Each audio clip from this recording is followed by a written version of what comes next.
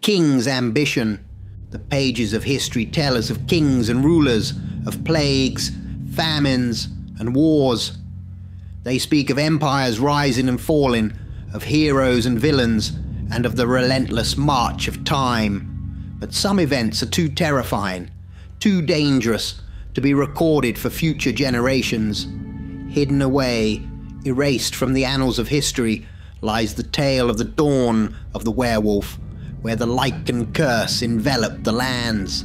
A curse so potent, it was stricken from memory to prevent its recreation. In the heart of medieval Europe, a new kin arose, his name whispered with reverence and fear across the continent. King Cedric, a man of iron will and unparalleled ambition, sought to unite the fractured kingdoms under a single banner, his banner. From the lush valleys of the south to the frozen north, Cedric's armies marched, conquering all who stood in their path. His dream of a united realm drove him, and one by one the kingdoms fell, bending the knee to the relentless force of his vision. But there was one territory that remained unconquered, a land not registered on any map, known only in hushed tones as the Dark Lands. Legends spoke of this place as a realm of nightmares, a cursed domain where no man who entered ever returned. It lay between Cedric's newly acquired kingdoms, a dark blot on his otherwise pristine map of conquests. To truly unite his empire, Cedric needed the Dark Lands. In the dimly lit war room of his grand castle, Cedric stood, surrounded by his most trusted advisors. A massive table lay before them, a detailed map of the continent spread across its surface. Cedric's eyes were fixed on the uncharted territory, his expression one of determination and curiosity. "My lord," began Alistair, the oldest and wisest of Cedric's advisors, "we must speak plainly about the Dark Lands. They are not like any other territory we have encountered. The stories—" "Stories," Cedric interrupted, his voice commanding and impatient. "Superstitions and myths meant to scare children. We are men of reason, not frightened villagers." Alistair bowed his head slightly, choosing his words carefully. "Sire, the tales of the Dark Lands have persisted for centuries. They speak of wolves that walk on 2 feet, creatures of immense strength and ferocity. These lycans, as they are called, cannot be killed by mortal men. Those who have ventured into their realm have never returned." The room fell silent, the weight of Alistair's words hanging in the air. Cedric's gaze did not waver. "I have faced countless foes and emerged victorious. I will not be deterred by ghost stories. The Dark Lands are the key to uniting my kingdom, and I will march into them myself if I must." The advisors exchanged uneasy glances. They knew their king's resolve was unbreakable, but the Dark Lands were a different matter entirely. "Sire," another advisor, Sir Gregory, spoke up, "if you are determined to march on the Dark Lands, we must prepare with utmost caution. We should gather all the knowledge we can about these lycans and their weaknesses, if they have any." Cedric nodded, his decision made. "Then let it be so. We march at dawn. We will conquer the Dark Lands and bring them under our banner, no matter what monsters lurk within." As the advisors dispersed to make the necessary preparations, Cedric remained, staring at the uncharted territory on the map. A chill ran down his spine, but he dismissed it as the thrill of impending conquest. He had faced death and danger before, and emerged victorious. This would be no different. The first light of dawn saw Cedric's army assembled and ready. The king, clad in gleaming armor and astride a powerful steed, led his men towards the ominous horizon. The Dark Lands awaited, a shadowy realm of legend and fear, soon to be illuminated by the fiery ambition of a king determined to unite the world under his rule. As the army marched forward, the winds whispered through the trees, carrying with them the ancient secrets of the Dark Lands. Cedric, undeterred, pressed on, his heart steeled against the unknown. Little did he know, the true test of his reign was about to begin, and the curse of Lysanor awaited him, ready to change his destiny forever. King Cedric stood at the front of his army, his eyes fixed on the dense dark fog that enveloped the Dark Lands. His advisors, faces pale with worry, approached him tentatively. "Sire," Alistair began, his voice trembling with urgency, "we beg you to reconsider. Allow us to set up camp at the edge of the Dark Lands and send in the elite troops to clear a path first. It would be folly to march the entire army into such peril without knowing what awaits." Cedric's gaze remained unyielding. "We must move forward. The land must be ours." "Please, my lord," Sir Gregory implored. "The risk is too great. Our elite knights, the Order of the Iron Wolf, have never lost in battle. Let them forge the way." Cedric paused, considering their words. His desire to conquer was fierce, but the wisdom of his advisors held weight. With a reluctant nod, he agreed. "Very well. We shall make camp here. Send in the Iron Wolves." The camp was swiftly erected at the edge of the Dark Lands. Cedric watched as the Order of the Iron Wolf, a group of seasoned warriors known for their bravery and unmatched skill, prepared for their mission. Clad in gleaming armor and bearing the emblem of the wolf, they marched resolutely into the dark, foggy woods. Hours turned into a day, and then another. No word came from the knights.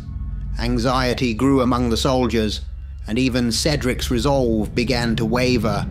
Suddenly, a commotion stirred at the edge of the woods. Out of the darkness, what was left of the Iron Wolves came charging, battered and bloodied. Half of their ranks had been lost. One of the knights, Sir Roland, stumbled forward, his face ashen and eyes wide with horror. Cedric and his council gathered around him. "Speak, Sir Roland! What happened in there?" Cedric demanded. "Sire," Sir Roland panted, "we encountered creatures. Wolves that walk on two legs, hundreds of them. Their ferocity was unmatched, their power unnatural. It was as if they had the devil himself on their side." Cedric's expression darkened. "How many of our knights were lost?" "Half, my lord," Roland replied, his voice breaking.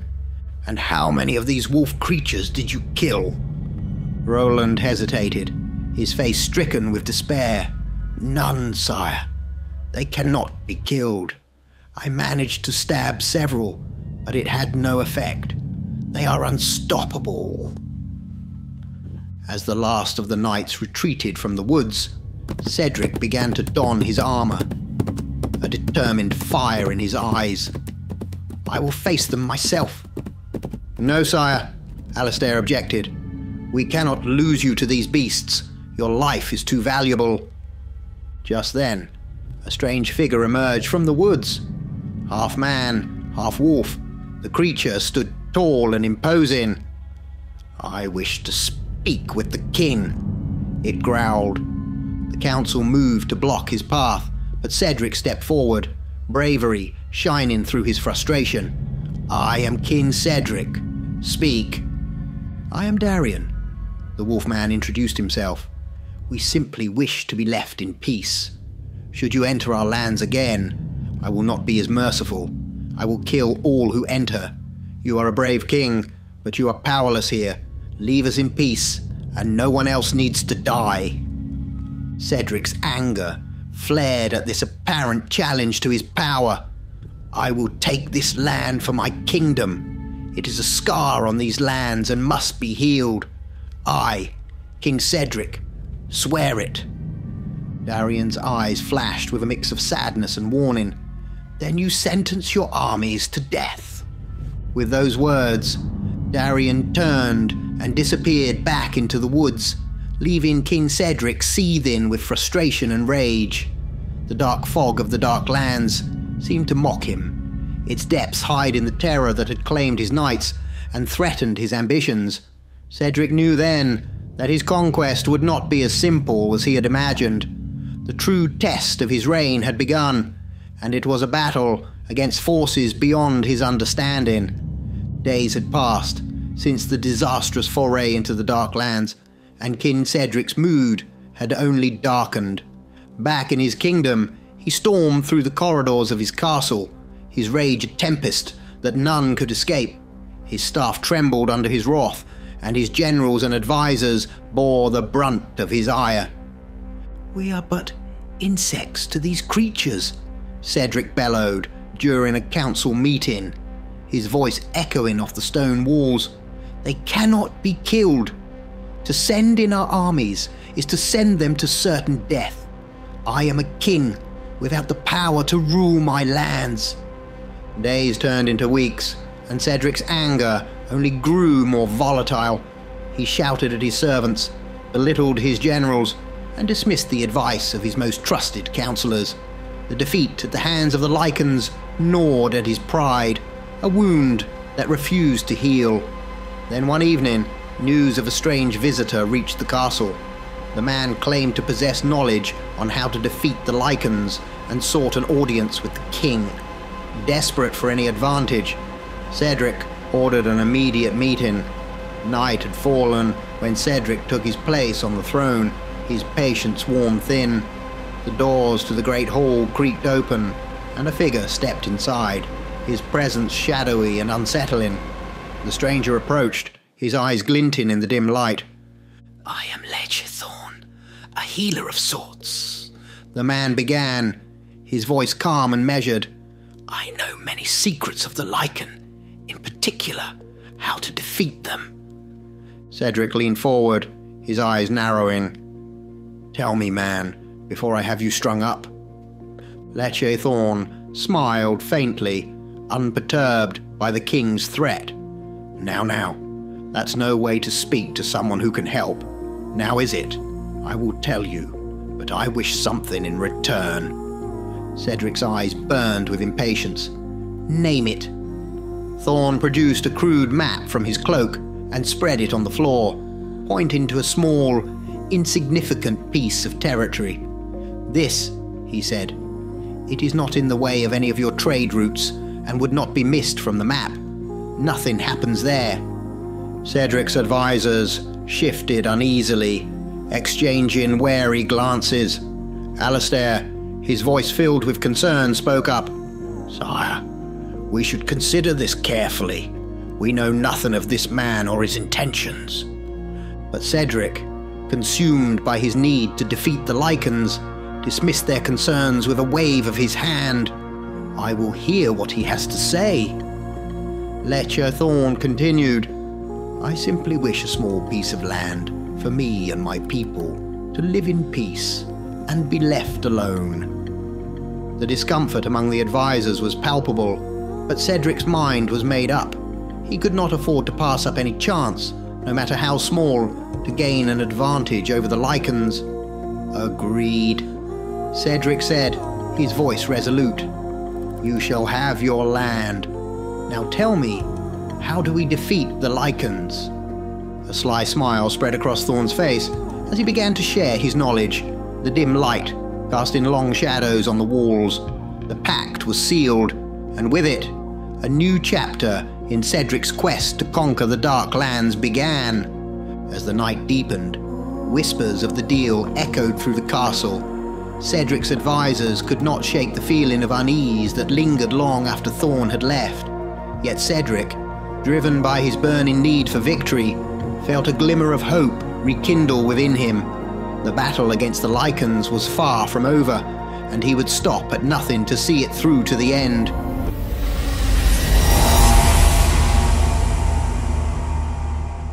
King Cedric's command resounded throughout the entire kingdom. Create weapons and armor of silver. The order was clear and unwavering.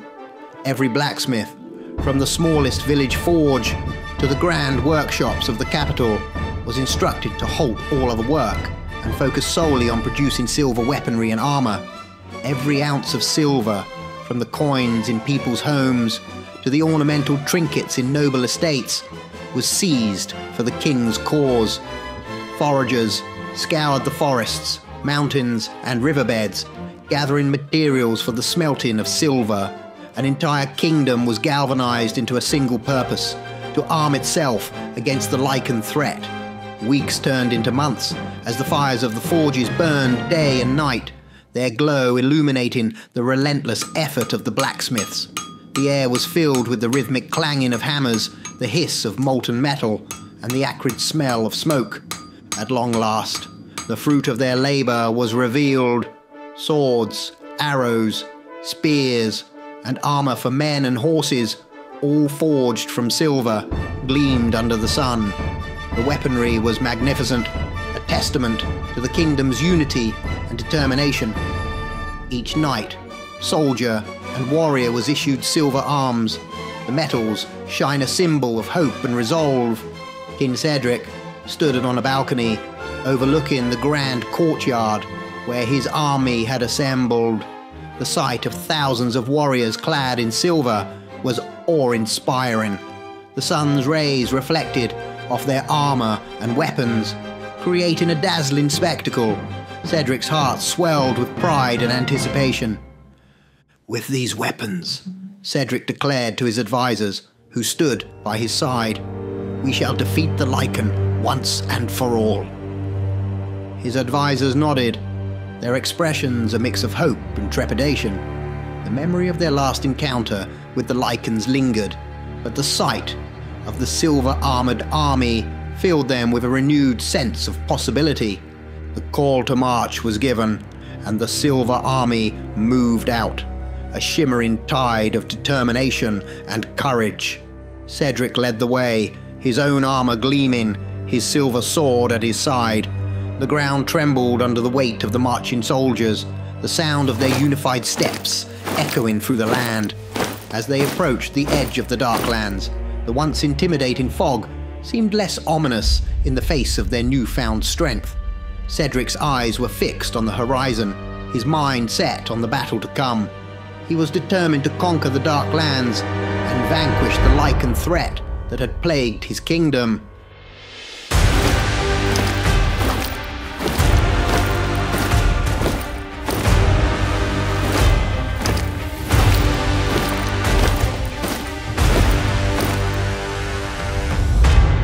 The Silver Army marched on, their hearts steeled by Cedric's unwavering resolve.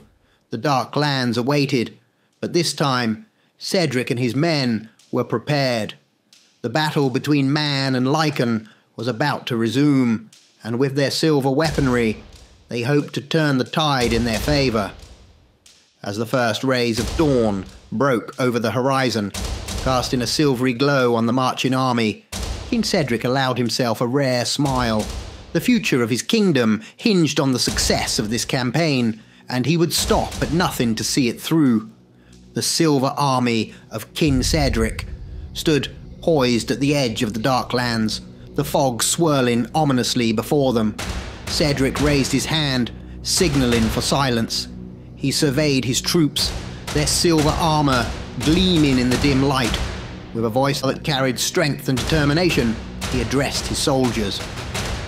"Brave warriors of the realm," Cedric began, his voice resonating with authority. "Today, we stand on the brink of a new era. Beyond these woods lies a land shrouded in darkness and fear, but we are not here to cower before it. We are here to conquer it, to bring light where there is shadow, to bring peace where there is chaos. Remember, it is not just our weapons that make us strong, but our courage, our unity, and our unwavering resolve. Today, we fight not just for land, but for the future of our kingdom. Forward, my brothers, into the Darklands."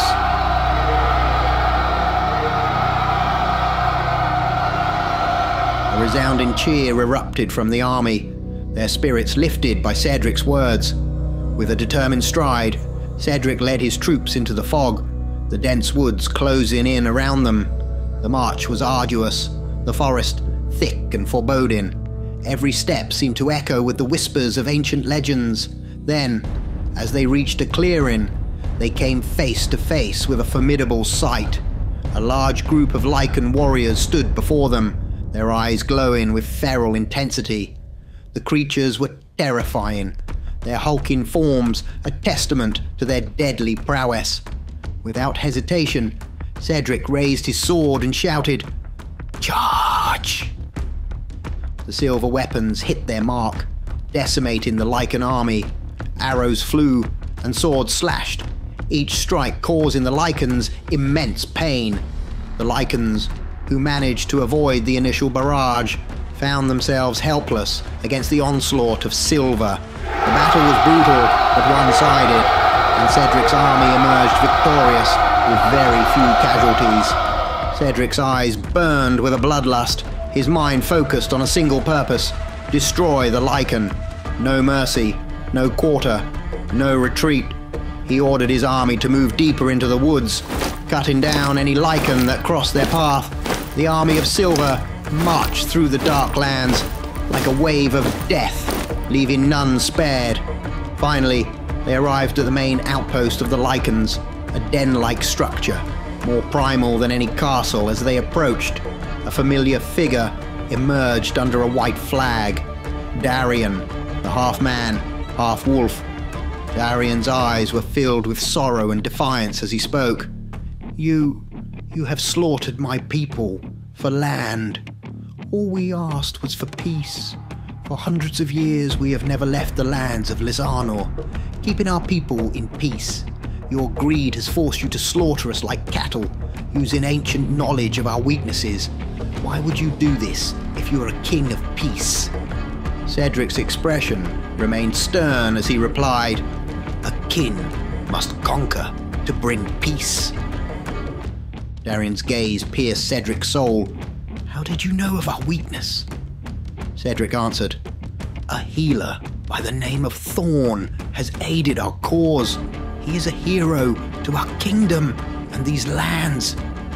Darian's eyes widened with realization. "You have been misled. The one you call Thorn is an elder, a vampire, parasitic and evil. Lycans live in peace for one purpose, to keep the elders in check. What you have done here today has doomed your kingdom. For once we are gone, the elders will go unchallenged, taking anything they want. There are no secret weapons to kill them. Only the lycan can do that, and you have removed us from this task. I wish you well, King Cedric, but you have doomed your people and your kingdoms. Your only hope is to pray to Lysanor that he may aid you." Cedric, angered and believing Darian to be lying, ordered his knights, "Kill him and any survivors."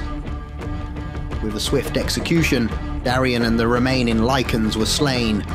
The Dark Lands were conquered, and Cedric's army emerged victorious. Days later, the kingdom celebrated their triumph. Huge parties and festivities broke out across the nation as the lands were united under Cedric's rule. Laughter and music filled the air, and the people praised their king for his strength and leadership. But as the celebrations continued, an uneasy feeling lingered in Cedric's heart. The words of Darian echoed in his mind, a nagging doubt that refused to be silenced. Cedric stood alone on his balcony, looking out over his jubilant kingdom, wondering if the cost of victory had been too high. On a small, secluded piece of land at the edge of Cedric's kingdom, a group of elders, ancient and powerful vampires, made their way to the new lands, invited by the mysterious healer, Thorn. Though Thorn had now vanished, the land was dark and foreboding, as if cursed by his very presence. Thorn had left clear instructions for the elders. Wait until Cedric defeats the lycans, then take the kingdom. The elders waited patiently, building small hideouts to retreat to during the daytime. Barely a few weeks had passed when troubling reports began to reach Cedric's ears. People in the kingdom were falling ill, weakened with small puncture marks on their necks. Many had died, their bodies mysteriously disappearing, while each day more and more were reported missing or sick. Cedric's advisors reminded him of Darian's ominous words. One advisor spoke gravely. If these are the creatures Darian spoke of, none of our weapons will work. We will be helpless. Days passed, and the situation worsened. The number of missing and sick increased from all corners of the kingdom. Cedric's once mighty army was dwindling, knights and soldiers succumbing to the strange illness or vanishing without a trace. Each morning, the kingdom awoke to the horrors of vampirism, a plague draining the life out of the realm. The elders' sightings swarmed in each day, like a parasitic spectre drinking the kingdom's blood. A darkness descended over the kingdom. Cedric, in his castle, damned himself for falling for Healer Thorn's trick. The words of Darian echoed in his mind. Your only hope is to pray to Lysanor, that he may aid you. Determined to save his people, Cedric jumped astride his horse and sped off towards the Dark Lands. No one had entered these lands since they were conquered. He galloped through the woods to the heart of the Dark Lands, where a shrine adorned with strange symbols awaited. Cedric dismounted and fell to his knees before the shrine. Lysanor, I have been misled by my pride and by another. Please aid me. I will give you my life, my soul, for the safety of my people. A strange, half-man, half-wolf creature approached Cedric. Cedric looked up, his heart pounding. Darian. The creature shook his head. No, I use this image as my true form would be too much for a mortal. I am Lysanor, god of the lycan. You slaughtered my people out of greed. Why would I help you? Cedric's voice trembled with desperation. I have lost everything I fought for. I was wrong. Me, not my people. Take my life and save my people. Lysanor, guised as Darian, stepped closer and scratched Cedric's arm.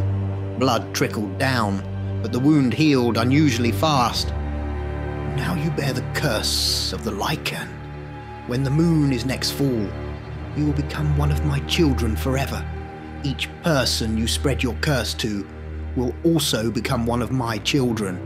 When your job is done, you will return to the Dark Lands forever. Cedric felt a strange power coursing through his veins, a mingling of fear and hope. He knew his fate was sealed, but he had one purpose now: to save his people, no matter the cost. The chapter ended with Cedric standing at the heart of the Dark Lands, transformed and determined, the weight of his choices heavy on his shoulders. The fate of his kingdom now rested in the hands of the god he had once defied.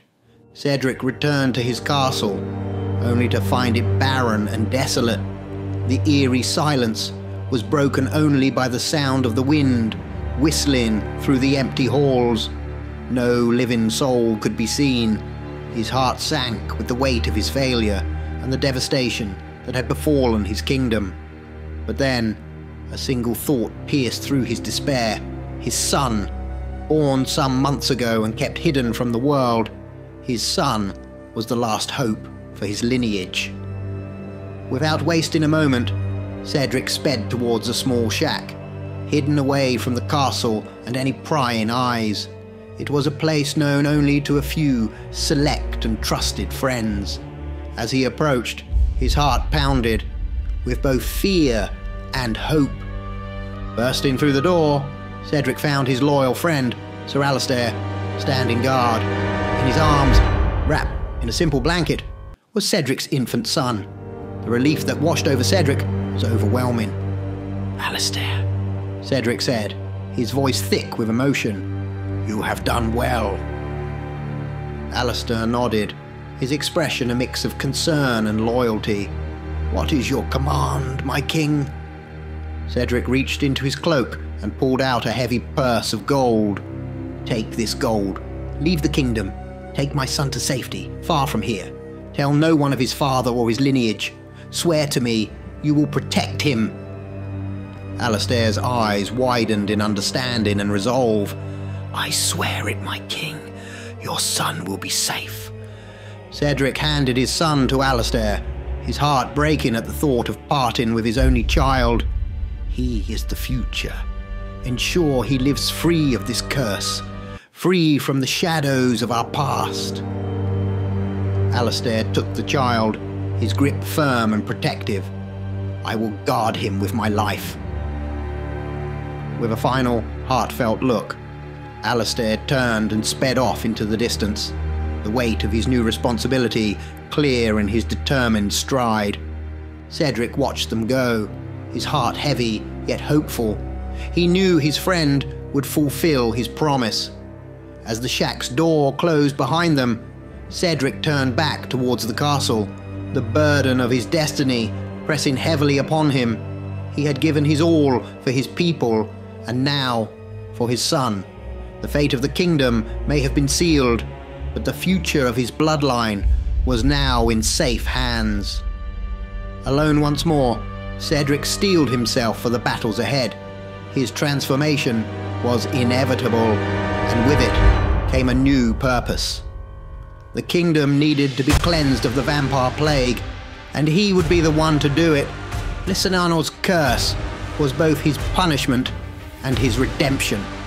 As he walked back through the empty halls of his castle, Cedric knew he would fight with every ounce of his newfound strength, for his son, for his people, and for the hope that one day peace would return to the land.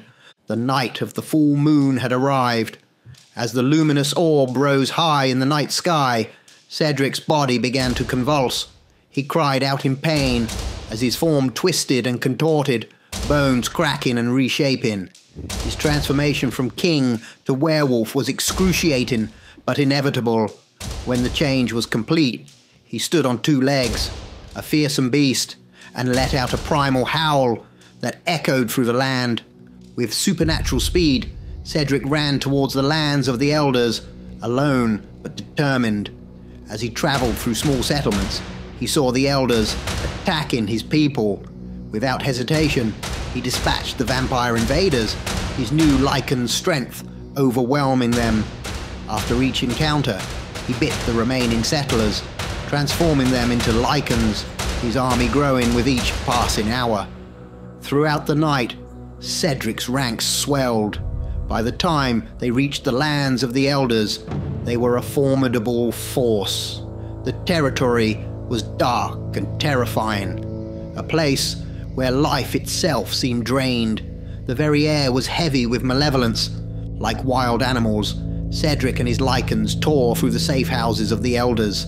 The vampires, once confident in their dominion, found themselves powerless against the lycan onslaught. The purpose of the lycan was clear: to keep the elders in check, and Cedric executed this task with meticulous precision. They destroyed hundreds of elders, their screams piercing the night.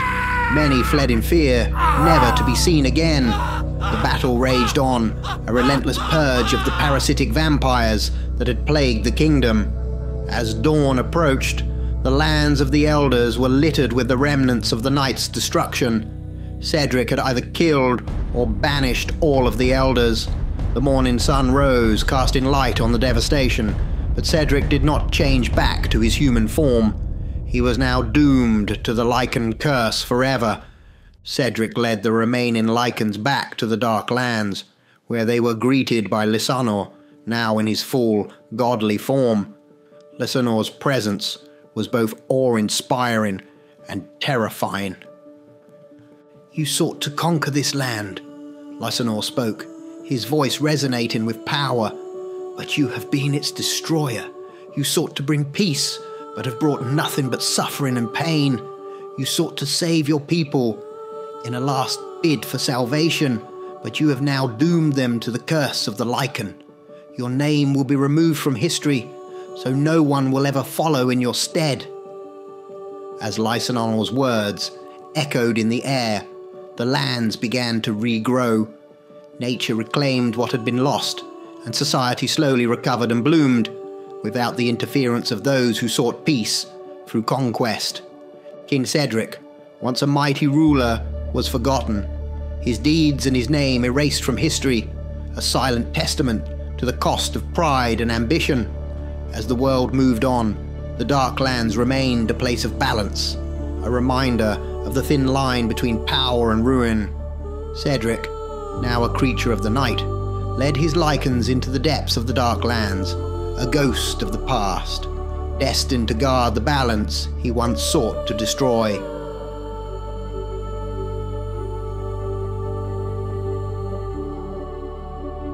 The legacy of Cedric. Cedric's son grew up far from the shadow of his father's deeds, living a peaceful and happy life. The small, hidden village where he was raised became his sanctuary. As the years passed, his lineage continued, each generation living in blissful ignorance of their heritage, free from the curse that had once threatened their bloodline. Generations came and went, and the descendants of King Cedric spread across Europe. Their lives were marked by prosperity and happiness, untouched by the darkness that had plagued their ancestor. By the 1600s, one of Cedric's descendants, a man named Alexander, lived a contented life in Eastern Europe. Alexander was a humble farmer, known for his kindness and dedication to his family. He lived with his wife Katerina and their newborn son in a quaint village nestled in the Carpathian Mountains. The night of his son's birth was a joyous occasion. As Katerina held the baby in her arms, she noticed a peculiar mark on his small back, a pentagon, the mark of the wolf. She brushed it off as a strange birthmark, something unique and insignificant. Life continued in peaceful contentment. The villagers admired Alexander's family, unaware of the ancient lineage and the curse that lay dormant within the newborn child. One evening, as the moon rose high in the sky, Alexander sat by the fireplace, his son cradled in his arms. The light of the flames danced across the room, casting shadows that seemed to whisper of forgotten secrets. Katerina looked on with a smile, the love for her family evident in her eyes, but the mark on the child's back was no mere coincidence. The curse of Cedric had been biding its time, waiting for the right moment to resurface. The number of descendants since Cedric, the cycles of the moon, and the alignment of ancient prophecies all culminated in this very child. As the firelight flickered, Alexander noticed something strange. His son's eyes, which had been a bright blue, were now a deep, unnatural red. Small, elongated teeth began to show through the baby's gums, sharp and foreboding. Katerina gasped, her hand flying to her mouth in horror. "Alexander, his eyes!" Alexander held his son closer, a chill running down his spine. The child, now squirming in his arms, let out a small growl, a sound that no human infant should make. The prophecy had come to fruition. The lycan curse had been reborn, hidden within the lineage of King Cedric. The erased history and forgotten legacy had led to this moment, the curse emerging once more after centuries of dormancy. Alexander and Katerina had no knowledge of the ancient curse, their lineage, or the dark past that had been stricken from history. They were innocent victims, caught in the resurgence of a centuries-old malediction. As the realization dawned on them, the fire flickered, casting a brief image of a wolf's shadow on the wall. The curse had found its way back into the world, ready to unfold its dark legacy once again. The child, with his red eyes and sharp teeth, signaled the beginning of a new chapter in the saga. The day of the werewolf was coming, and the world would soon face the resurgence of the ancient curse, reborn in the unsuspecting lineage of a forgotten king. The story of King Cedric and his descendants was far from over. The legacy of the lycan would continue, bringing with it the promise of darkness and the hope of redemption.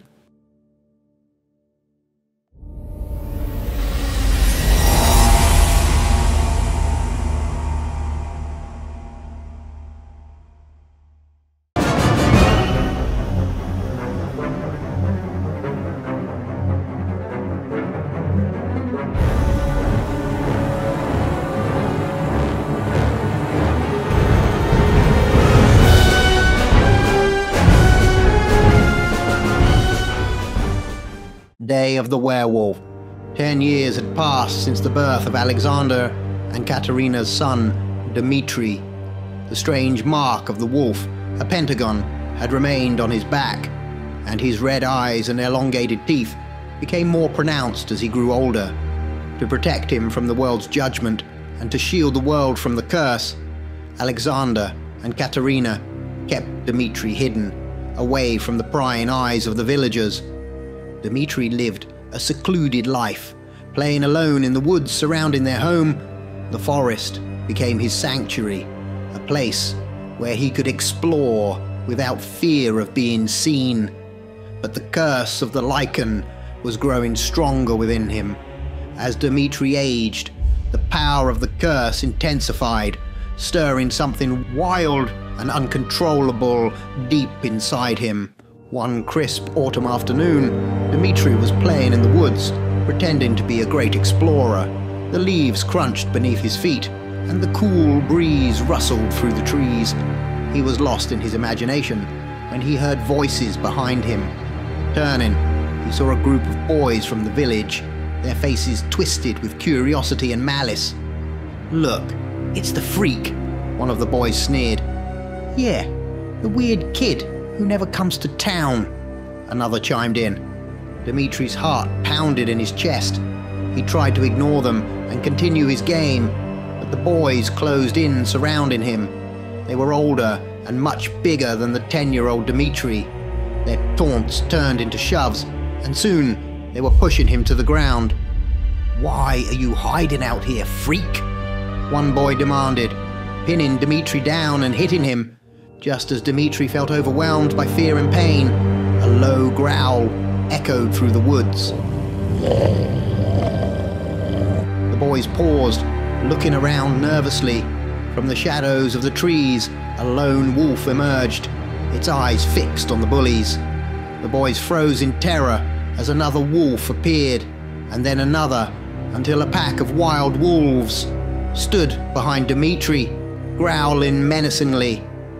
Dmitri, bloodied and battered, slowly stood up. The wolves did not threaten him. Instead, they seemed to protect him. He turned to face the boys, his red eyes blazing with a fierce, otherworldly light. The boys' faces drained of color as they realized they were outmatched. They scrambled to their feet and fled, screaming in fear. Once they were gone, Dmitri sank to the ground, his body shaking with a mix of pain and relief. The wolves approached him cautiously, their demeanor softening. They licked his wounds tenderly, their presence offering comfort and solace. Dmitri realized that the curse inside him connected him to these creatures. They were his kin, bound by the same ancient power that flowed through his veins. He sat among them, feeling a strange sense of belonging. For the first time, he understood that he was not alone in his struggle. The curse of the lycan was both a burden and a bond, linking him to the wild and untamed spirit of the wolves. As Dmitri sat there, surrounded by his newfound pack, he knew that his life would never be ordinary.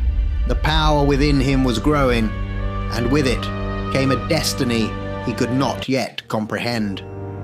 But for now, in the heart of the forest, he found a moment of peace amidst the chaos of his existence. The witch hunt. News of the strange boy spread quickly through the village. The bullies, who had tormented Dmitri, exaggerated their encounter, claiming he spoke with wolves and the devil himself. Whispers and rumors began to circulate, casting a dark shadow over Alexander and Katerina's family. The villagers, already fearful and superstitious, blamed their failing crops and misfortunes on the isolated family in the woods. "They're witches," one villager whispered, "in league with the devil." "I heard they curse anyone who crosses their path," another added. "They must be behind the sickness that's spreading," a third villager claimed. The local church took notice of the growing hysteria. The priest, Father Gregory, saw an opportunity to reaffirm his authority and cleanse the village of perceived evil. He rallied the villagers, and together they agreed to put the family on trial as witches. A rough mob, armed with torches and crude weapons, gathered in the village square. Father Gregory led them, his voice filled with righteous fury. "We must rid ourselves of this evil. The family in the woods must be brought to justice." The mob marched towards the isolated shack, their shouts and cries echoing through the forest. "Witches! Devils! Bring them out!" Alexander and Katerina heard the mob long before they saw the flickering torches. Katerina clutched Alexander's arm, her eyes wide with fear. "What shall we do, Alexander? They will not listen to reason." Alexander's face was grim. "We must send Dmitri away, and fast." They grabbed Dmitri, who was bewildered and frightened. "You must leave, Dmitri," Alexander said urgently. "Run deep into the forest and do not look back." Tears streamed down Dmitri's face. "But why, Father? Why must I go?" Alexander hugged him tightly. "To keep you safe, my son. Now go." With a heavy heart, Dmitri turned and fled into the woods, disappearing into the darkness. The mob arrived at the shack, their anger palpable. Father Gregory stood at the front, his eyes cold and accusing. "Come out and face your judgment," he shouted. Alexander and Katerina stepped outside, standing resolutely before the mob. "We have done nothing wrong," Alexander pleaded. "We simply want to live in peace." "Liar," a man in the crowd yelled. "You worship the devil. Your son is evil. Where is he?" "He is not here," Alexander replied, his voice firm. The mob surged forward, pushing Alexander to the ground. He tried to fight back, but there were too many of them. Katerina rushed to his side, but she was also pushed down. Rocks and stones began to rain down on the couple, striking their heads and bodies. Alexander collapsed under the onslaught, and Katerina soon followed. The frenzy of the mob escalated, driven by bloodlust. "She's a witch," a man screamed. "She avoids the rocks." The villagers turned to clubs and sticks, beating Alexander and Katerina mercilessly. The couple lay motionless, the life beaten out of them. Silence fell over the clearing, the air heavy with the aftermath of violence. Even the birds had stopped singing. A man in the mob pointed and shouted, "There's the little devil!" Dmitri emerged from the thick woods, his eyes wide with shock and horror as he took in the scene before him. His parents lay dead, their bodies broken and bloodied. The mob, still lusting for blood, turned their attention to him. But Dmitri was not alone. From the shadows of the forest, wolves emerged, dozens of them. They formed a protective circle around Dmitri, their growls low and menacing. With a trembling hand, Dmitri raised his arm and pointed at the mob. The wolves charged, their primal instincts unleashed. The villagers screamed and scattered, but many were caught by the wild pack, their cries of terror filling the night. The chapter ended with the mob fleeing in fear, Dmitri standing amidst the chaos, his heart filled with a mixture of grief and vengeance. The wolves, his new family, licked his wounds and surrounded him protectively. The curse of the lycan had revealed its terrible power, and Dmitri's journey had only just begun. The path of rage. Dmitri sat amidst the ruins of his burnt-out home, tears streaming down his face. The family he knew and the world he loved were gone, reduced to ashes and memories. His sobs echoed through the empty shell of the house, a poignant reminder of the life that had been brutally taken from him. As he wept, Dmitri heard the crunch of leaves underfoot, signaling the approach of someone or something. He sprang to his feet, his heart pounding with a mix of fear and anger, expecting the villagers to have returned. Instead, a strange figure emerged from the shadows, a being that was neither fully man nor beast. It had the features of both, a powerful and otherworldly presence. Dmitri's eyes widened as he took in the sight. "Who are you?" Dmitri demanded. his voice tinged with defiance. "I am Lysanor," the creature replied, his voice calm and resonant. "I am a friend. Now that you are alone, I am here to help you." Dmitri screamed, "I don't need your help. I don't need anyone. You are all mean and horrible. I want my mother and father back." Lysanor's expression softened with sorrow. "That is beyond even my power, my child, but I have sent you a new family. The wolves that protected you are a part of your pack, just as you are a part of mine. Come, child, we must not dwell in this land any longer. There is a place we can go, a place of peace, where we shall not be disturbed by humans." Dmitri spat his reply. "No, they all need to pay. They need to suffer for what they did, and I will make them suffer." Lysanor looked on with a mixture of pity and understanding. "Your rage is admirable, but this path will only lead to more pain. Let it go, my child. The rage does nothing but bring more pain." But Dmitri, consumed by his anger and grief, could not hear Lysanor's wisdom. He turned and ran off into the woods, his heart heavy with the weight of his loss. The wolves, sensing his turmoil, followed him into the shadows. Alone and scared, a 10-year-old boy with primal rage and wolves at his command, Dmitri's journey had taken a dark and uncertain turn. The forest swallowed him up, leaving the burnt remains of his past behind. His future was now a path of vengeance, driven by the pain of his parents' death and the injustice he felt. The rage within him simmered, waiting to be unleashed upon those who had wronged him. As Dmitri disappeared into the depths of the forest, Lysanor stood silently, watching the boy's retreating form. The god of the lycan knew that Dmitri's path would be fraught with danger and suffering, but it was a path the boy had chosen. All Lysanor could do now was hope that in time, Dmitri would find his way back to the light.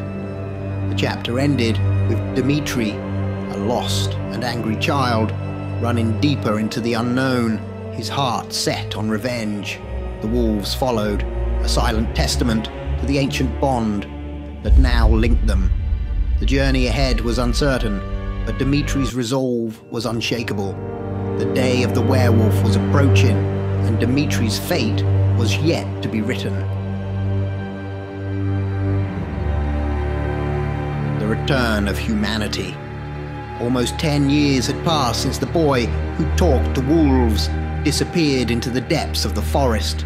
The villagers who once knew Dmitri spoke of him only in hushed whispers, his existence reduced to myth and legend. Many who heard the tale laughed, dismissing it as a story to scare children at night. The woods where the wolves roamed were now considered cursed, and none dared to venture into their dark embrace. Dmitri, now a grown man, had lived with the wolves in the shadowy depths of the forest for years. His once youthful innocence had hardened into a steely resolve, and he had become one with the wilderness. The wolves were his family, and the forest was his home. One late night, as the moon hung high in the sky, Dmitri heard a commotion. Screams piercing the stillness of the night. He sped towards the sound, his instinct sharp. As he neared, he saw a young woman being chased by a group of young men. "Witch! Witch!" they shouted, their voices filled with venom. The men caught up to her, knocking her to the ground and pinning her down. "We'll teach you a lesson, witch," they sneered. The woman screamed, "Help me, please." Dmitri hid in the trees, watching the scene unfold. His heart pounded with a mixture of anger and sorrow. Without revealing himself, he commanded the wolves to help. They emerged from the shadows, growling deeply at the men. The men screamed in terror and ran off, shouting, "Leave her to the wolves." The wolves surrounded the woman, but did not attack.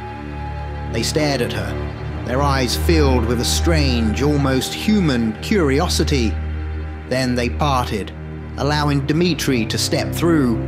He approached the woman and asked, Are you okay? She looked up at him, her eyes wide with fear and confusion. Yes. But the wolves? Dmitri replied. They will not harm you. The woman, still trembling, introduced herself.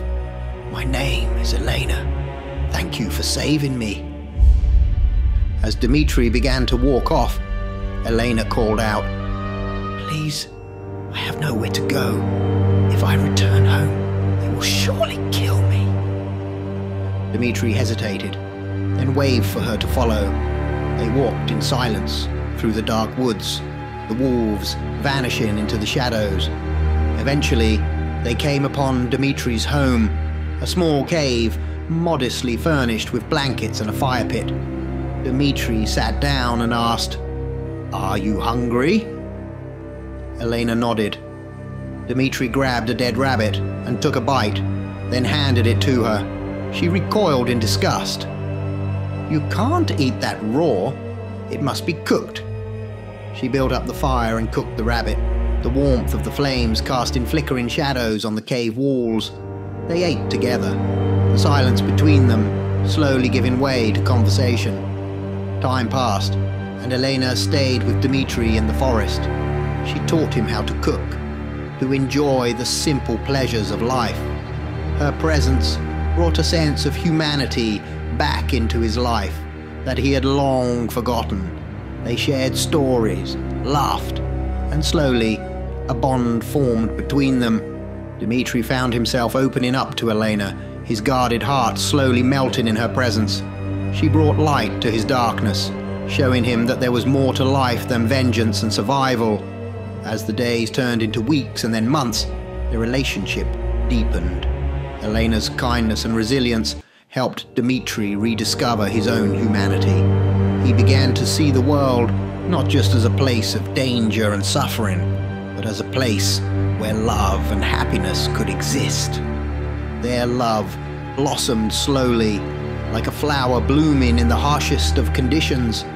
Dmitri found solace in Elena's embrace, and Elena found strength in Dmitri's unwavering presence. Together, they forged a new life, one built on mutual respect and affection. The forest, once a place of solitude and darkness, became a sanctuary of love and hope. Dmitri and Elena's bond grew stronger with each passing day, their love a testament to the power of resilience and the healing force of companionship. In the heart of the forest, amidst the wolves and the shadows, Dmitri and Elena found a new beginning. Their love story was one of redemption and transformation, a journey from darkness into light. The awakening of the beast. A year had passed since Elena and Dmitri found solace in each other's arms. For the first time in many years, they experienced peace and love. Elena felt safe, far from those who would call her a witch, and Dmitri had found companionship and warmth in her presence. They lived a simple life in the heart of the forest, a world away from the cruelty of mankind. One bright morning, Elena set out to search for herbs and mushrooms. She ventured further than usual, her mind occupied with thoughts of a special meal she wanted to prepare for Dmitri. As she bent down to pick a mushroom, a shadow loomed over her. "And who might you be?" a gruff voice asked. Startled, Elena looked up to see a burly man standing over her. Panic surged through her, and she bolted in the opposite direction, only to be blocked by another man. Two more hunters emerged from the trees, their eyes gleaming with malicious intent. "We're looking for wolves," one of them said, a smirk playing on his lips. "Seems some have been attacking the village's sheep. Wouldn't have seen any wolves, would you?" "No," Elena replied, her voice trembling. Back at the cave, Dmitri waited for Elena's return. As the hours stretched into another day, a sense of foreboding gnawed at him. By the second evening, he knew something was terribly wrong. He set out to search for her, his heart heavy with dread. For hours, Dmitri scoured the forest, calling out her name, The woods offered no answers, only a chilling silence. Then, an inexplicable sense of urgency gripped him, and he raced through the trees, driven by a force he could not understand. He reached the outskirts of the forest, where a group of wolves stood in a circle, their heads lowered. Dmitri's heart pounded as he approached, fearing the worst. There, on the ground, bloodied and lifeless, lay Eleanor. Her body bore the marks of savage beatings and unspeakable abuse. Dmitri dropped to his knees, his world shattered. The primal rage that had once been soothed by Elena's love surged back with a vengeance, this time 100-fold. His vision blurred with tears of fury as he looked up to the sky, where the full moon hung ominously. A guttural roar erupted from his throat. A sound of pure agony and wrath. His body began to convulse, muscles straining and bones cracking. His skin rippled and tore as thick fur sprouted. His hands twisted into massive claws, and his face elongated into a snarling snout. Pain seared through him, but it was drowned out by the overpowering rage that consumed his soul. Every part of him transformed, his senses sharpened, his strength magnified. His once human eyes now glowed with a feral intensity, and his heartbeat thundered like a drum. Dmitri was no longer a man. He had become a beast, a werewolf driven by hatred and the need for retribution. As the transformation completed, Dmitri stood on two powerful legs, a monstrous figure of fury and grief. The wolves around him howled in unison, echoing his pain and anger.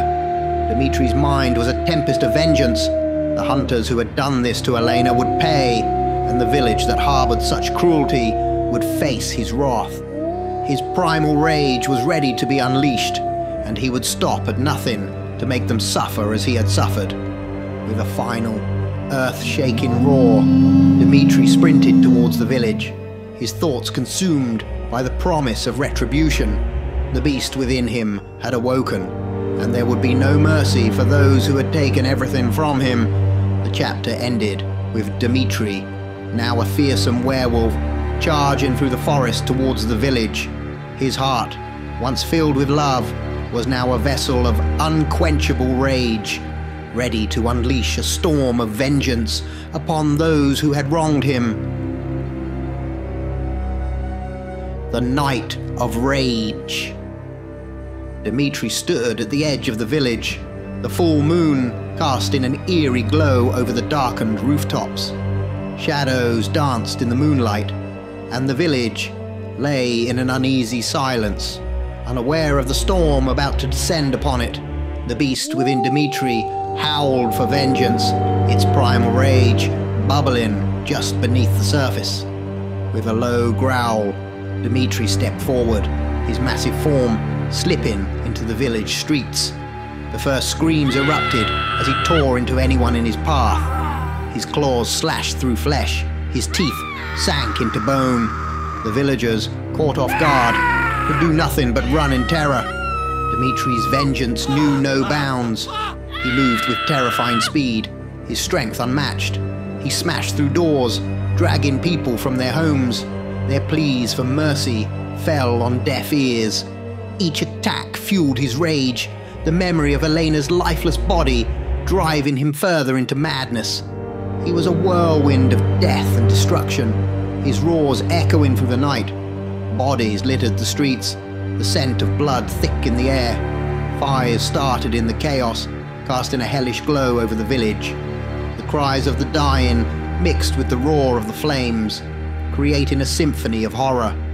Amidst the carnage, Dmitri's eyes locked onto a familiar figure, standing in the center of the village square. Father Gregory, the priest who had led the mob to his parents' home, stood holding a cross aloft. His face was pale, his hands trembling, but he stood his ground. "Demon, begone in the name of the Lord!" Father Gregory shouted, his voice wavering. For a moment, a flicker of recognition flashed in Dmitri's eyes. Memories of his childhood, of the night his parents were murdered, surged to the forefront of his mind. The but the beast within him roared louder, drowning out any semblance of humanity. With a savage snarl, Dmitri lunged at Father Gregory. His claws tore through the priest's robes, ripping into flesh. Father Gregory screamed, dropping the cross as he fell to the ground, blood pooling around him. Dmitri's rage was unstoppable.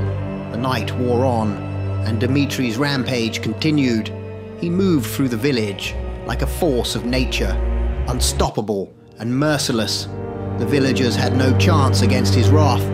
By the time the moon began to set, the village lay in ruins. Homes were destroyed, bodies lay strewn about, and the fires continued to burn, consuming what was left. The once peaceful village was now a landscape of death and destruction. Dmitri stood in the center of the chaos, his breath heavy and ragged. The primal rage within him slowly began to ebb, replaced by an overwhelming sense of emptiness. As dawn approached, Dmitri, still in his beast form, looked around at the devastation he had wrought. The silence was deafening, the weight of his actions pressing down on him. The beast within had been satisfied, but at a cost too great to bear. The chapter ended with Dmitri standing alone amidst the ruins, the first light of day casting a pale glow over the scene of horror. His vengeance had been fulfilled, but the price of his rage was the complete annihilation of the village and any remnants of his humanity. The night of pure terror and rage had ended, leaving only destruction in its wake.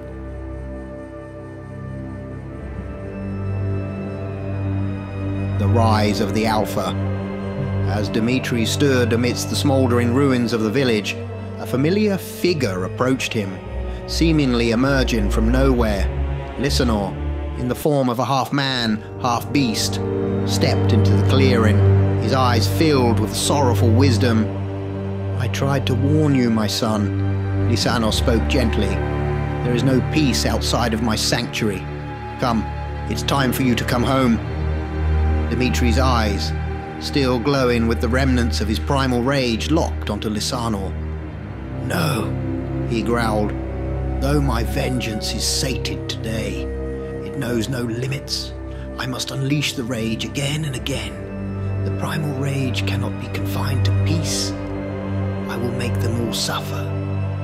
Lysanor shook his head, his expression one of deep sadness. "The path of rage and hatred will only lead to more pain, my child. Nothing in this world can ease your suffering. Vengeance will always leave you wanting."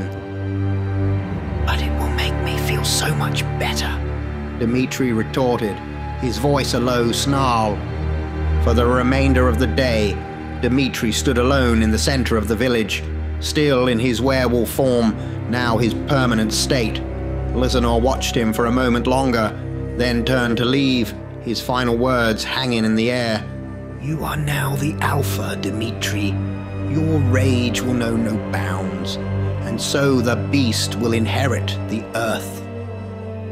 As night fell, Dmitri, the Alpha, let out a primal roar that echoed through the night. Something terrifying began to happen.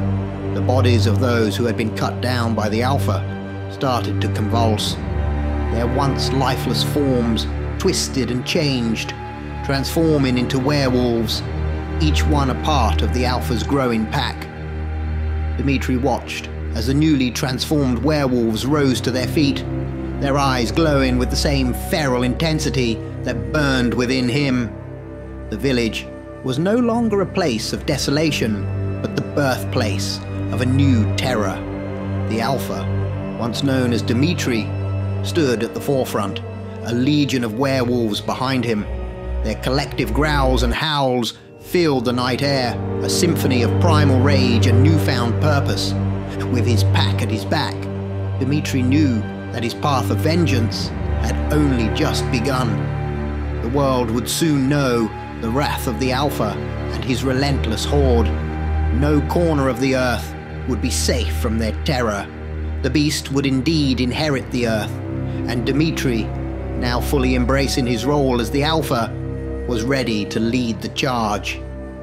The chapter ended with Dmitri, the Alpha, and his pack of werewolves poised on the edge of the village, ready to unleash their terror upon the world.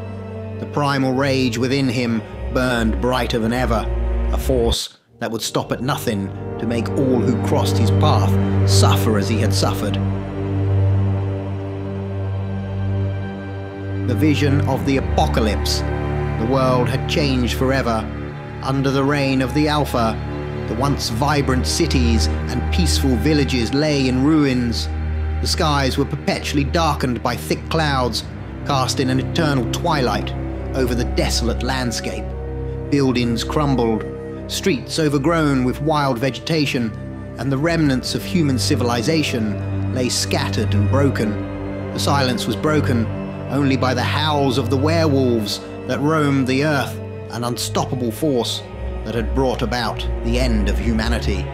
The apocalypse had come, and the beast had inherited the earth. No human was left alive. The entire race had been hunted to extinction.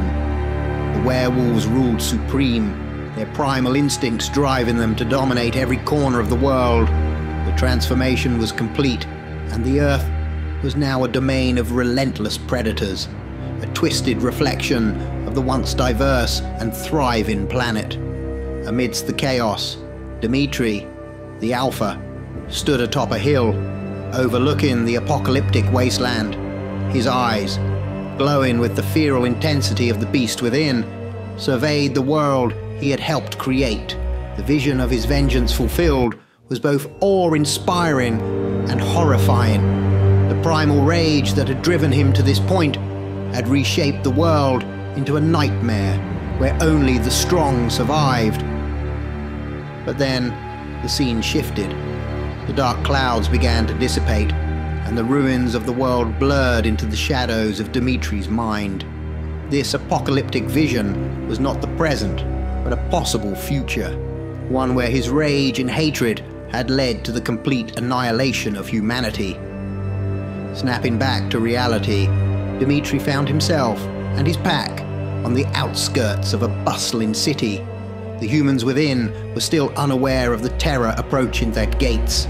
The night was calm, the full moon casting an eerie glow over the landscape. The vision of the future lingered in Dmitri's mind. His desire for vengeance remained, but so did the weight of Lysanor's words. The path of rage and hatred would lead to more pain, but it was the only path he knew. With a final guttural growl, Dmitri led his pack forward. The werewolves, driven by their Alpha's unrelenting will, moved as one towards the city. Their eyes gleamed with the promise of destruction, their primal instincts ready to be unleashed upon the unsuspecting inhabitants. As they marched, the howl of the Alpha echoed through the night, a harbinger of the terror to come. The city lay ahead, a beacon of human civilization, soon to be engulfed by the tide of the beast. Part 2 of this saga ended with Dmitri and his pack poised on the brink of another assault, their presence a dark omen for the world. The primal rage within the Alpha had been rekindled, and the future he had envisioned loomed ever closer. The march towards the city signaled the beginning of a new chapter in the story of the Alpha and his pack, a story of vengeance, destruction, and the relentless pursuit of dominance in a world forever changed by the beast.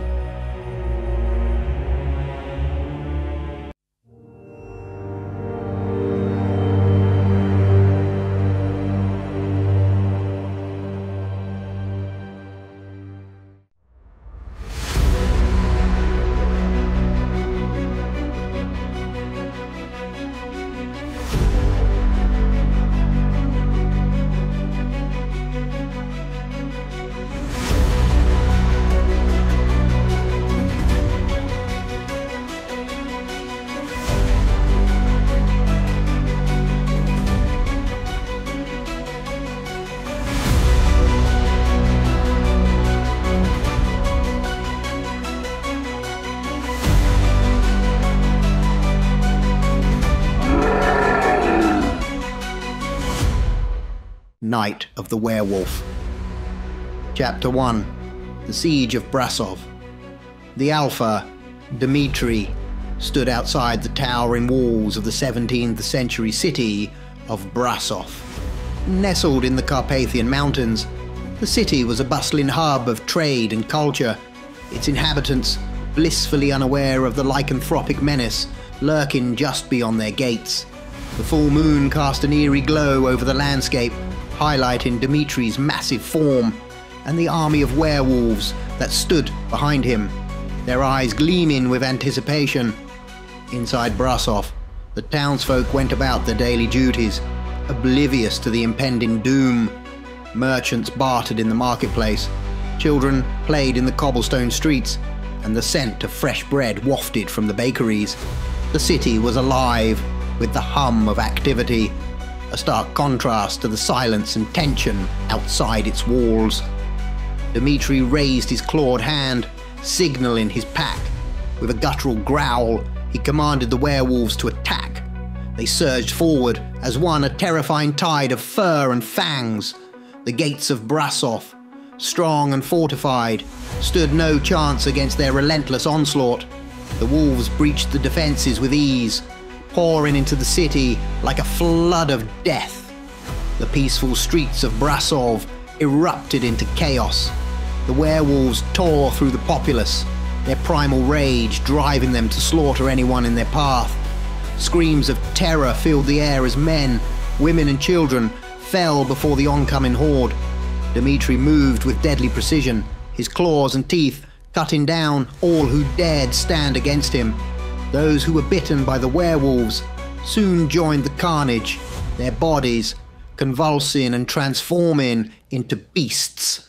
Dmitri's ranks swelled with each new transformation, his army growing stronger with every bite. The newly turned werewolves, driven by the same insatiable hunger for destruction, turned on their former friends and family, furthering the devastation. For hours the bloodbath continued. Buildings were set ablaze, and the once vibrant city was reduced to ruins. The marketplace, once filled with laughter and commerce, became a battlefield of death and despair. The churches, which had stood as sanctuaries of hope, were now tombs of the fallen. Dmitri, the Alpha, surveyed the destruction with a cold, unyielding gaze. His vengeance had transformed Brasov into a graveyard. The city's defenders lay dead, its walls breached, and its citizens either slaughtered or turned into werewolves. The conquest was complete. As the first light of dawn approached, Dmitri stood amidst the ruins of Brasov, his army of werewolves surrounding him. The night of terror had ended, but the reign of the Alpha was far from over. The once great city was now a testament to his power and the unrelenting fury of his pack. The chapter ended with Dmitri, the Alpha, and his ever-growing legion of werewolves poised for their next move. The world had changed, and the beast within Dmitri knew no bounds. The night of the werewolf had only just begun, and humanity's darkest fears were about to become a reality.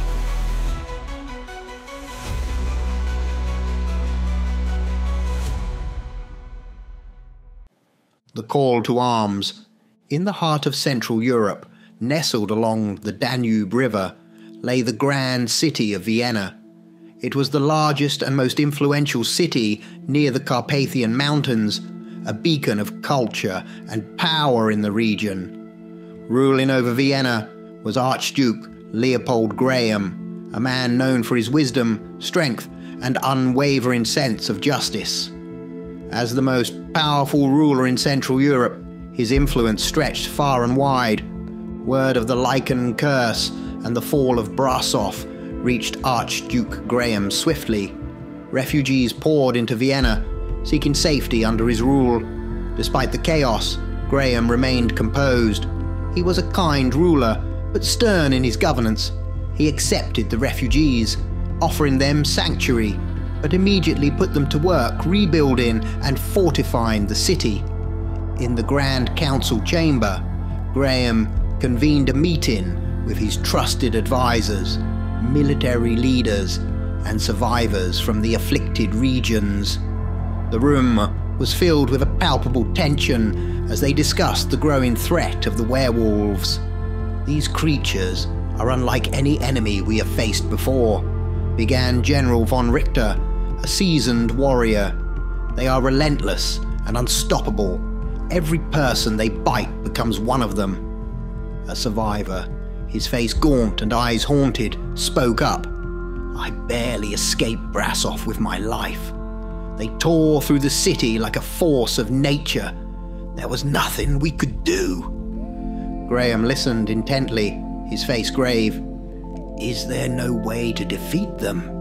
he asked, his voice calm but edged with concern. An older advisor, Albrecht, shook his head. "We have tried conventional weapons. They are ineffective. The curse spreads with each bite, turning our own people against us. It is a plague unlike any other."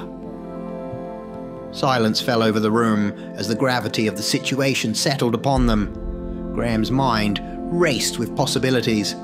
He was a ruler who believed in facing challenges head-on, but this threat was unlike any he had encountered. "Archduke," spoke up Lady Helena, a scholar well-versed in ancient lore. "There may be legends and old knowledge that speak of ways to combat such creatures. Perhaps in the ancient texts and forgotten histories, we can find a clue." Graham nodded thoughtfully. "Then we must leave no stone unturned. Search the archives, consult the oldest scholars, and gather any information that may help us. We will not sit idly by while our people are slaughtered." As the council dispersed to carry out his orders, Graham remained seated, deep in thought. The lycan threat was more than just a physical danger. It was a test of his leadership and resolve. He knew that the fate of not just Vienna, but potentially all of Central Europe, rested on his shoulders. The refugees continued to stream into the city, and Graham ensured that their needs were met while maintaining order and security. He could see the fear in their eyes, and it strengthened his determination to protect his people. That evening, Graham stood on the balcony of his palace, overlooking the bustling city below. The weight of responsibility pressed heavily on him, but he was resolute. He would find a way to defeat the lycans, no matter the cost. In the distance, the Carpathian Mountains loomed, a silent reminder of the darkness that had been unleashed. Graham knew that time was of the essence, and every moment spent was a step closer to the inevitable confrontation with the Alpha and his pack. As Archduke Graham pondered his next move, his mind a whirlwind of strategies and possibilities, the battle against the lycan curse had begun, and he was determined to lead his people through the storm that lay ahead. The fall of hope. The news was grim. Villages, towns and cities across the Carpathian region were falling one by one to the Alpha and his werewolf army. The peaceful hamlets were the first to be consumed, their residents turning into feral beasts under the relentless onslaught. Larger towns, thinking their fortified walls would protect them, quickly realized their folly as the werewolves breached their defenses with terrifying ease. The once thriving marketplaces and bustling streets became graveyards, littered with the remnants of human civilization. In the city of Vienna, the atmosphere was tense and filled with dread. Word had spread that the Alpha was making his way towards them, leaving a trail of devastation in his wake. The people of Vienna worked tirelessly, building barricades and arming themselves, but the sense of hopelessness was palpable. Fear was etched into every face, and whispers of doom permeated the air. "They're unstoppable," a blacksmith muttered as he hammered out makeshift weapons. "What chance do we have against those monsters?" "We're all going to die," a woman whispered to her friend as they reinforced the barricades. "They say the werewolves can't be killed." The children clung to their mothers, eyes wide with terror, sensing the fear of the adults. The city was a cauldron of despair, and even the bravest hearts were gripped by the certainty of their fate. In the midst of this chaos, Archduke Leopold Graham remained steadfast. He knew that surrendering to fear would only hasten their demise. He convened a council with his most trusted advisors and the refugees who had seen the horror firsthand. "We must find a way to fight back," Graham said, his voice resolute. "We cannot succumb to despair." Lady Helena, the scholar who had been tirelessly researching ancient texts, spoke up. "There is a place, once called the Dark Lands, where the lycans were said to dwell. It is far beyond the Carpathian Mountains. Traveling there would take weeks, if not months, on horseback." Graham's brow furrowed. "We don't have that kind of time." Helena nodded, her expression serious. "I know, but I found something else. An old scroll with strange markings. It mentions a deity, Lysanor, the god of the lycan. These symbols, I believe we can recreate them and try something. I know not what, but it's something." She unrolled the ancient parchment, revealing intricate symbols and glyphs that seemed to pulse with a forgotten power. These symbols might hold the key. If we can invoke Lysanor, perhaps we can find a way to counter the Alpha and his curse. Graham studied the scroll, the weight of their last hope resting on the fragile paper. He looked up at Helena, his eyes filled with determination. "I would rather try something than fall to my knees and give up." The people of Vienna, though afraid, watched as their leaders worked with a sense of purpose. The scroll was carefully studied, and a ritual was planned. Symbols were painstakingly recreated, and preparations were made to invoke the ancient deity. As the night approached, the feeling of helplessness began to shift. It was not replaced with certainty or confidence, but with a flicker of hope. Graham's resolve inspired those around him, and even in the face of almost certain doom, they found the strength to carry on. The chapter ended with Vienna on the brink of attack, the Alpha and his werewolves drawing ever closer. The people braced for the inevitable, their fate resting in the hands of their determined leader and the ancient symbols that might just hold the key to their survival.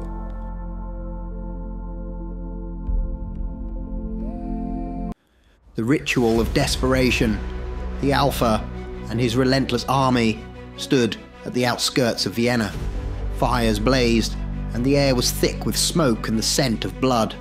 The once thriving outskirts were now a battlefield, as the werewolves tore through anything and anyone in their path, an unstoppable force of primal fury. From his balcony, Archduke Leopold Graham could see the fires and hear the distant, agonizing screams of his people. His heart pounded with urgency. "Whatever this ritual is, we need to do it now," he commanded, his voice echoing through the halls of his stronghold. Inside the main chamber, Lady Helena worked feverishly, putting the final touches on the ancient symbols and preparing for the invocation of Lysanor.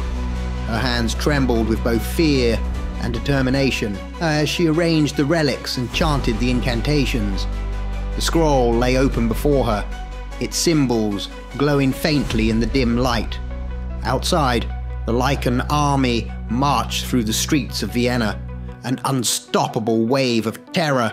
The Alpha, Dmitri, led them with an iron will, his power growing with each new werewolf that joined his ranks.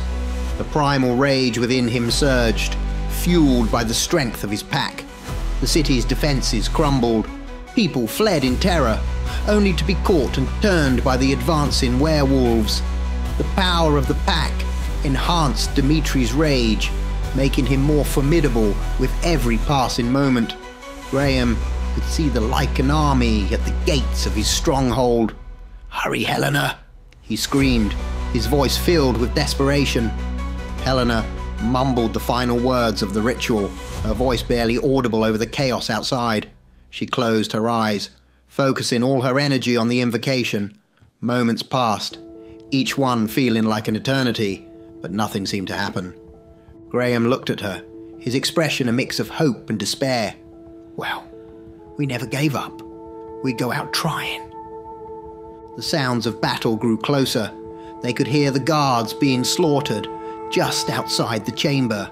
The doors shook with the force of the werewolves' attacks, the wood splintering and cracking under the assault. Graham drew his sword, standing tall and ready to defend his people to the last breath. Helena, tears streaming down her face, stood beside him, clutching the scroll. The final scene was one of impending doom.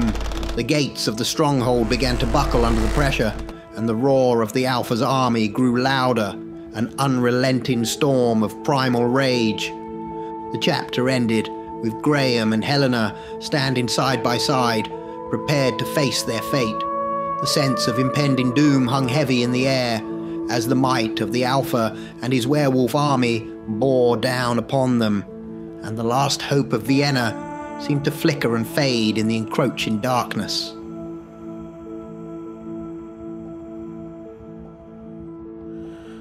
The bargain with Lysanor. As the doors buckled and shattered under the immense power of the werewolves, time seemed to slow. The savage howls of the werewolves faded, and the bloodlust in their eyes dimmed. Everything around Archduke Leopold Graham froze in place. The werewolves stood motionless, their claws suspended mid-air. Helena, still clutching the ancient scroll, remained as still as a statue. Graham looked around, bewildered by the sudden stillness. His grip on his sword tightened. "What sorcery is this?" he muttered. From the shadows, a strange figure emerged, half man, half beast. The figure exuded an otherworldly presence, its eyes glowing with an ancient wisdom. Graham raised his sword defensively. "Are you the Alpha?" The figure shook its head. "No, I am Lysanor. I use this form as your mortal mind would not be able to handle my true essence." Lysanor's voice echoed through the chamber, calm and powerful. "Come, we shall return here shortly." In an instant, Graham found himself transported to a distant past. Before him stretched a battlefield where a silver-clad army marched through the dark lands, slaughtering the lycans with ruthless efficiency. The air was thick with the scent of blood and the cries of the dying. Lysanor stood beside Graham, surveying the scene. This is where it began, all those years ago, with King Cedric. He was a ruler, like you, driven by the desire to save his people at any cost. Graham watched as the scene unfolded. He saw Cedric, a fierce warrior, leading his army against the lycans. The battle was brutal, and the lycans were decimated. King Cedric, Lysanor continued, in his desperation, offered me anything to save his people. And so, the curse you see before you is his anything. The curse of the lycan began with his pact. Graham turned to Lysanor, his eyes filled with a mix of awe and horror. "What would you have me do to save my people?" Lysanor's gaze bore into Graham's soul. "Tell me, Graham, what would you give to save your people?" Graham's voice was steady. "Anything. I would give my life, my power." Lysanor's laugh was deep and resonant. "What is a life? Many thousands of lives have already been taken. Do you think because you are a ruler, yours is worth more than anyone else's? It is not. And what power do you have to give when your cities have been conquered?" Graham's resolve did not waver. "I'll give my soul." Lysanor shook his head, a wry smile playing on his lips. "Now then, let's not have any of that. Everyone's first offer is always their soul. It's such a cheap thing. I'll give my soul for wealth, for power, for love. What if I were to ask you to keep your soul forever?" Graham's brow furrowed. "I do not understand." "Of course you do not," Lysanor replied. "You are but a human, a mortal, but the deal is simple. In exchange for the safety of your people, you will keep your soul bound to this earth, bound to me. You will become part of the very curse you seek to end." Graham hesitated, the weight of the decision pressing down on him. "We have a deal, then?" Lysanor's eyes gleamed with a knowing light. "Yes," said Graham, his voice firm despite the uncertainty in his heart. The chapter ended with the sense of impending doom, and the weight of Lysanor's bargain hanging heavily in the air. The fate of Vienna, and perhaps the world, now hinged on the cryptic terms of a deal with an ancient deity. The true cost of Graham's sacrifice remained shrouded in mystery, leaving an unsettling uncertainty about what lay ahead. The end of carnage. In the blink of an eye, Graham was back at his stronghold. The werewolves, his friends, and even Lady Helena were still frozen in time. Lysanor stood before him, his otherworldly presence casting a surreal glow over the room. Lysanor's voice broke the silence. "Now, before we finish the details of this deal, let me end this carnage." With a wave of Lysanor's hand, time resumed. The werewolves and everyone else unfroze, the battle cries and sounds of destruction returning momentarily before Graham could react. He raised his sword, prepared to defend against the werewolves, but to his astonishment, the werewolves stopped their attack. They turned and began to walk away, still in their wolf form. Hundreds, thousands of werewolves marched westward, heading towards an unknown destination. Graham watched in disbelief. "Where are they going?" he asked, his voice filled with cautious hope. "Home," Lysanor replied simply. The god of the lycan watched the retreating werewolves with a somber expression. "Now, before we seal this bargain, there is one more I need to speak with. He may well save you or condemn you. Let's find out." With that, Lysanor vanished, leaving Graham standing amidst the confusion. Helena raced to Graham, her eyes wide with relief and disbelief. "You did it! You saved us!" Graham smiled faintly, but his mind was heavy with the knowledge that more was yet to come. The werewolves' retreat had given them a reprieve, but the true cost of the bargain was still unknown. As the villagers and soldiers slowly emerged from their hiding places, unsure of what had transpired, Graham could feel the weight of his decision pressing down on him. He had bought them time, but at what price? The chapter ended with Graham standing amidst the aftermath, his heart filled with a mix of relief and foreboding. The promise of Lysanor's bargain lingered in the air, a dark cloud over their temporary peace. Graham knew that his journey was far from over, and the true test of his leadership and sacrifice was yet to be revealed.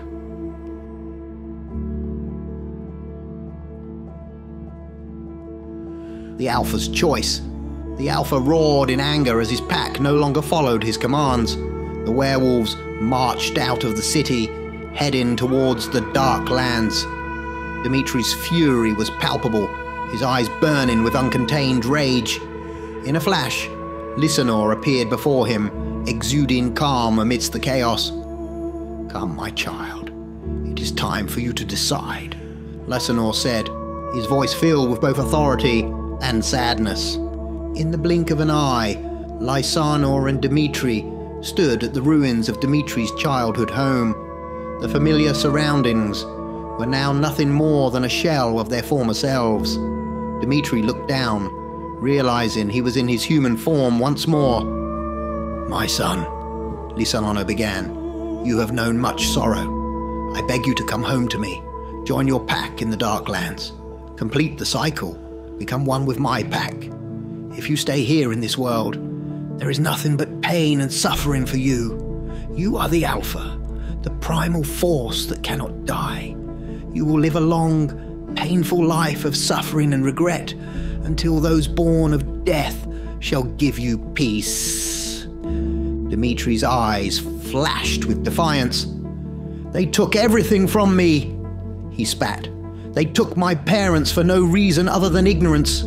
They killed my Elena for no reason other than lust. How many more will they kill? No, I will not know peace. I will die from those born of death." Lysanor's face fell into a deep sadness. "As you wish, my child. I feel I have failed you. Even with all my power, I cannot stop your suffering, though I am known as a god. Today, I feel as feeble as an ant. I shall mourn for many years because of this." Dmitri stood silently, his heart a cauldron of pain and vengeance. "But I do wish you well, my son," Lysanor continued, a faint glimmer of hope in his voice. "And though you are destined to die, I see fragments of an alternative, where you are happy, with an offspring." The words hung in the air, filled with a possibility Dmitri had never considered. The idea of a future, of a lineage, seemed impossible amidst his wrath and sorrow. "I cannot see that future," Dmitri replied, his voice breaking. "Perhaps not now," Lysanor said gently, "but know that the possibility exists. It is a choice you may yet make, in time."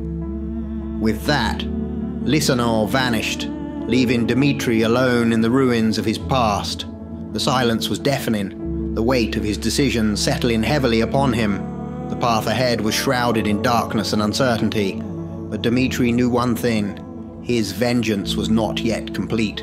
The chapter ended with Dmitri standing amidst the remnants of his childhood home, the echoes of Lysanor's words resonating within him.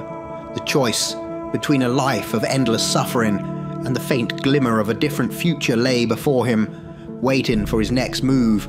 The Alpha's journey was far from over, and the world would soon feel the full force of his unrelenting wrath. The Eternal Guardian. Graham was whisked away from his stronghold, transported to an unknown piece of land. Before him stood a small, unassuming house, surrounded by dense woods. He stood alone, confusion and unease gripping him. Moments later, Lysanor appeared, his presence both comforting and ominous. "I had hoped to save you from this," Lysanor began, his voice tinged with regret. "But a deal is a deal." Graham listened intently, his heart heavy with anticipation. "From this day on, you shall be the keeper," Lysanor continued. "Your sons and daughters will be the keepers. The lineage of your family will keep watch over the beast. You shall never be allowed to leave this place. Others will come so you may continue your lineage. This will be for many years. Your pact to keep your soul means that you and your descendants will never leave this place. You shall be the eternal guardian to keep the beast in check. The beast cannot be killed, for how do you kill primal nature? One day, many years from today, you will have paid your bargain, and you and your line will be free. But until this time, you must stay forever watchful, forever vigilant, for if the beast ever escapes, nothing will stop him." Graham's mind raced, trying to comprehend the magnitude of his new reality. The weight of eternal guardianship settled heavily upon his shoulders. Suddenly, a mighty roar echoed from the cellar beneath the house. Graham's heart pounded as he descended the stairs, the sound growing louder and more ferocious. He reached a reinforced door, thick and unyielding, and peered through a small barred window. Inside the Alpha, Dmitri stood in his werewolf form. His eyes burned with unquenchable rage, his body tense with primal energy. Dmitri's fury was palpable, a force of nature confined within the stone walls of the cellar. Graham felt a mixture of pity and resolve. He understood the necessity of his role, the importance of his lineage in keeping the world safe from Dmitri's unrestrained wrath. The words of Lysanor echoed in his mind, forever watchful, forever vigilant. The thought of never leaving this place, of his descendants bearing the same burden, filled Graham with a sense of sorrow, yet he knew it was the price he had agreed to pay. As he turned to leave the cellar, he heard Dmitri's growl soften, a flicker of humanity glinting in his eyes for just a moment. Graham wondered if, in some distant reality, there might be a chance for Dmitri to find peace, to escape the cycle of rage and vengeance. Graham ascended the stairs, his mind set on the long road ahead. He stepped out into the small house, taking in the surroundings that would now be his eternal prison and his charge. The roar of the Alpha faded into the background, replaced by the solemn duty that lay before him. The chapter ended with Graham standing in the doorway of the house, the weight of his new role pressing down on him. He was now the guardian, the keeper of the beast. The future of his lineage was bound to this place, forever linked to the primal force contained below. The journey of the Alpha and the lineage of Graham had intertwined, setting the stage for an eternal struggle between vigilance and primal fury. The eternal vigil. Years passed, and Archduke Leopold Graham was long dead. His lineage took over the charge of the keepers, and their name became synonymous with their sacred duty, the Graham family. The land where the house stood became almost invisible to the outside world, shrouded in secrecy and protected by ancient wards. Few dared to disturb the Graham family, for their purpose was both revered and feared. Generations came and went, each Graham carrying the heavy burden of their ancestors' pact with Lysanor. The family home, now an imposing yet hidden mansion, stood as a silent sentinel over the beast confined in the cellar. Every few years, a lone wanderer, guided by destiny or the will of Lysanor, would arrive to join the family and continue the lineage. These followers of Lysanor ensured that the bloodline remained unbroken and the duty unfulfilled. Many more years passed, and the world outside changed dramatically. The mansion, however, remained untouched by time, a relic of a bygone era, almost forgotten by the outside world. One stormy night in the present day, a man named Tom found himself seeking shelter. The rain poured relentlessly, and the wind howled like a mournful spirit. Shivering and soaked to the bone, Tom trudged through the dark woods until he came upon the old mansion. Its silhouette loomed ominously against the lightning-lit sky. Desperate for refuge, Tom walked up to the massive wooden door and knocked. The sound echoed eerily, mingling with the roar of the storm. He waited, hoping for a kind soul to offer him shelter from the unforgiving elements. The door creaked open slightly, casting a sliver of warm light into the cold, wet darkness outside. Tom peered inside, wondering who or what awaited him beyond the threshold. Would he find solace and a place to rest? Or would he uncover the secrets and burdens of the Graham family? The legacy of the Alpha, the curse of the Lycan, and the eternal guardianship of the Graham family were stories waiting to be told. The chapter ended with Tom standing at the doorway, the possibilities of his fate hanging in the balance. His encounter with the Graham family and the hidden truths of their lineage would unfold in the Crimson Dawn series, available exclusively at Professor Shadow. The saga of the Alpha, the Keepers, and the Beast would continue, weaving a tale of duty, destiny, and the primal forces that shaped the world. The end. Thank you to all members of this channel. This would not be possible without your support. Original story, written by Professor Shadow, narrated by Professor Shadow. Copyright 2024 Professor Shadow.